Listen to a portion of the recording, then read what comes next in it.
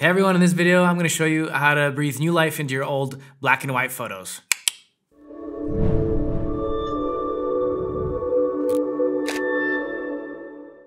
Hey everyone, so in this video we're going to be taking a look at how to colorize black and white photos in Zonar Photo Studio X. Let's go take a look.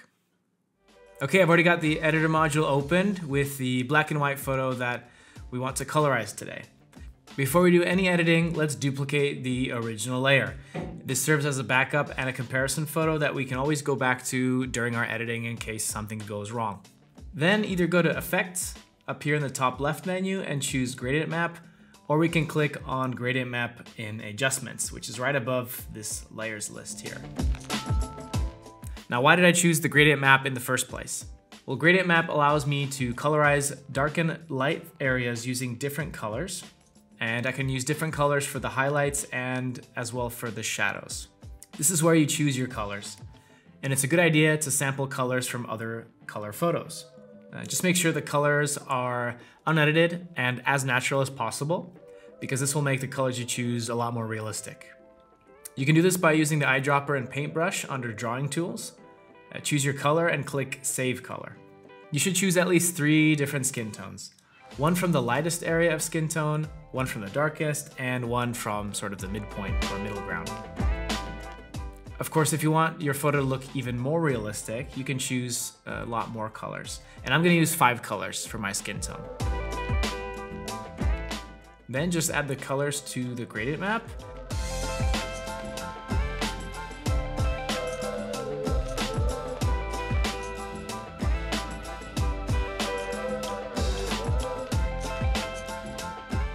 And once I have my colors in the gradient selected, I select color for my blending mode and click apply. Next it's time to add a mask. Let's right click the layer and select mask and then hide all.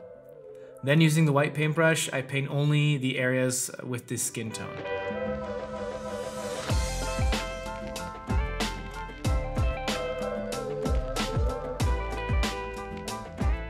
And if you go outside the lines, just use black instead of white to cover it all up.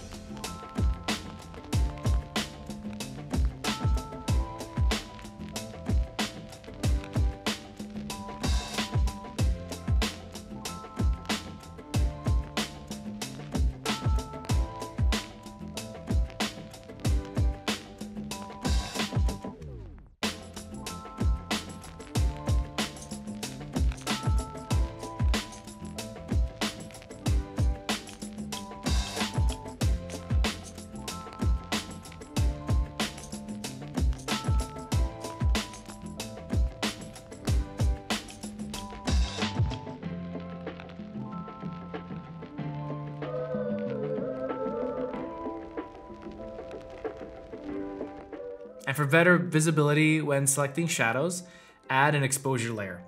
Slightly increase exposure to reveal any imperfections.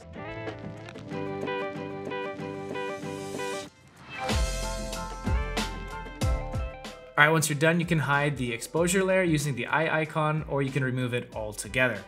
I lower opacity for the skin tone layer so that the color doesn't stand out as much.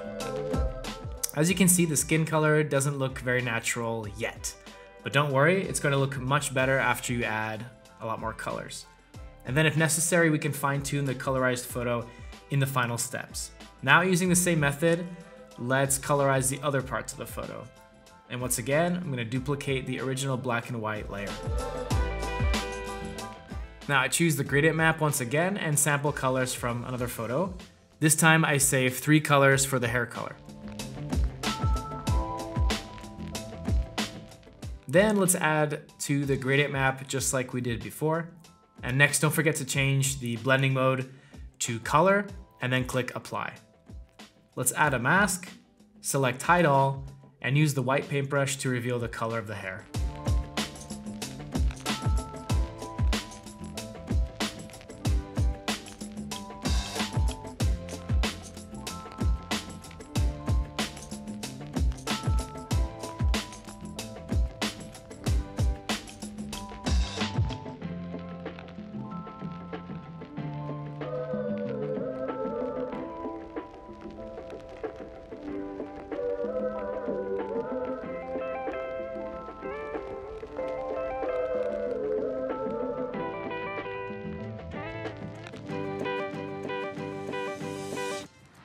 Since the hair looks too light, let's lower the layer's opacity and then add an exposure layer.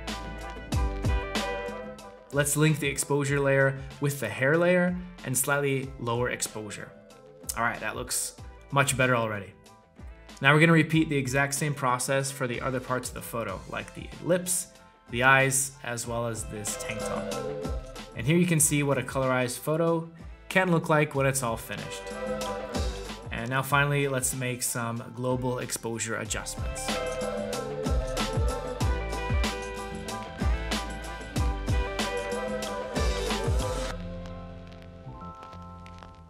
All right, now let's take a look at what the photo looked like before and then after our editing. And I'm quite happy with how it turned out. And that's it for this video. I hope you liked it. Give us a thumbs up. Let us know what you think below. If you have any other ideas of what you've done when you're colorizing photos. And I look forward to seeing you in the next video. Take care.